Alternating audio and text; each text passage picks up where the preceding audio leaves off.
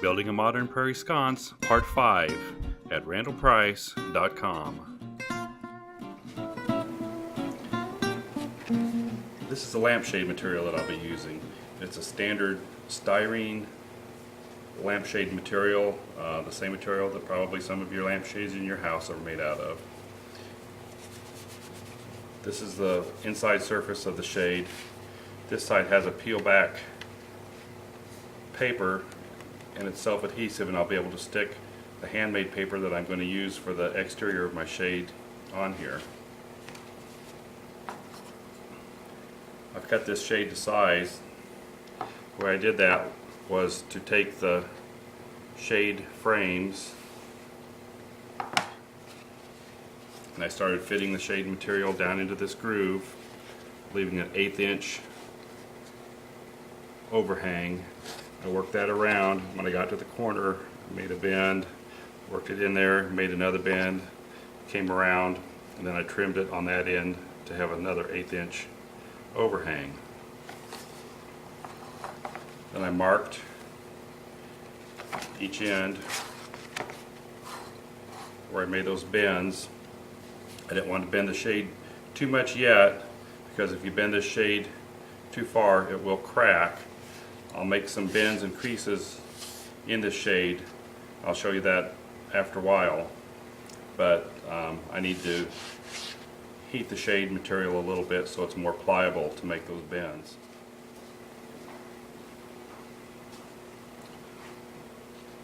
Okay, I'm ready to laminate the paper onto the lampshade, and actually this is the first time I've ever laminated the paper myself on the lampshade. I've used this lampshade material several times before, but I buy it pre-laminated with rice paper, so this is a new thing for me. So I've peeled back some of that protective paper to expose the adhesive on the other side of the lampshade. I've laid my lampshade out where I want it to be, so I'm going to start pressing it along one edge to get it started. And my plan is to gradually peel the paper back and press it into the paper, hopefully keeping the paper flat and not getting any wrinkles. There we go. I'm going to press it from the center out to the edges. Okay, that seems pretty tight. I'm going to trim the paper using a rotary cutter. I feel a little bit uncomfortable cutting that. I'm afraid I might cut into the lampshade, so I'm just going to use a straight edge to trim that up a little better. That worked much better. Okay, I'm going to shut off the camera and cut the other two edges because we have to scoot everything around.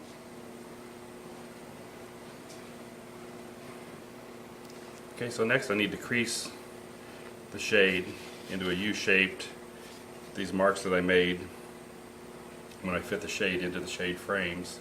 And as I said before, this shade material will crack if you bend it too much. So what I found worked well for me is to take a blow dryer, just a regular hair dryer, and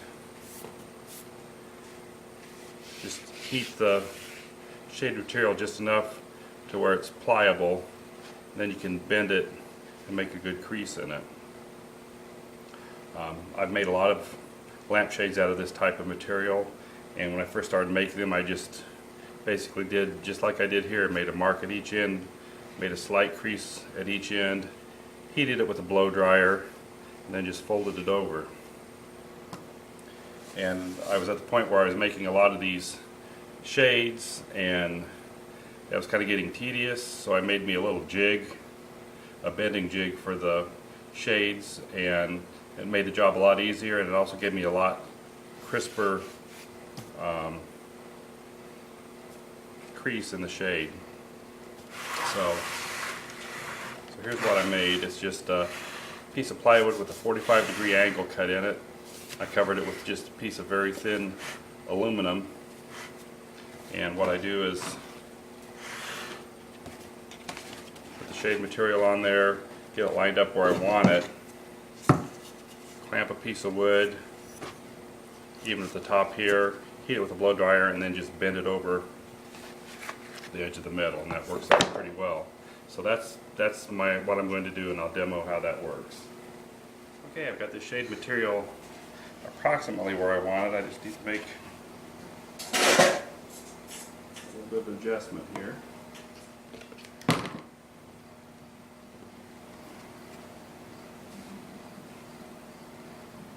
Okay, that looks pretty good. I don't know if you can see this on camera. We've got it lined up at the 2 pencil marks right there. All I'm doing is heating right along this edge.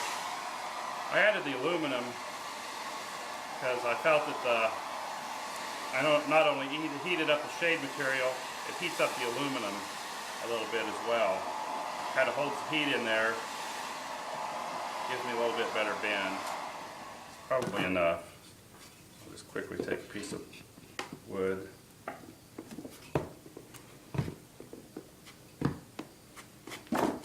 Bend that over. Did that at a 45 so I can bend past the 90 because I want this at 90 degrees. And there's one corner.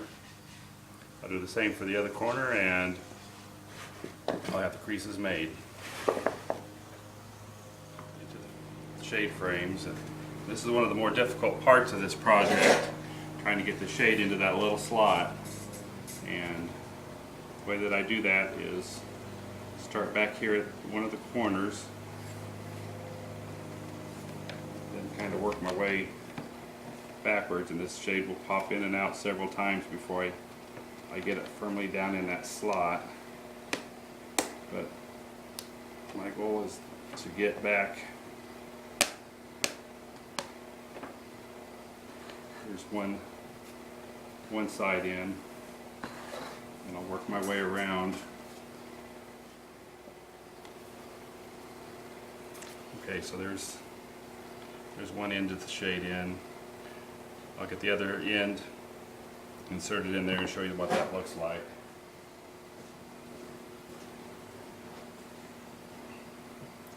I got the shade in the other frame, and now it's ready to go into the sconce. It fits into the sconce kind of the same way that it fit into the frame. There's a small groove along each side, and the frames themselves have notches that they fit into. These notches align the shade with that groove in the sconce frame, and I just need to fit those together, so that's what I'll do next. In building a modern prairie sconce, part 6, I'll fit the shade to the sconce and finish the project. For more woodworking plans, tips, and techniques, visit randallprice.com.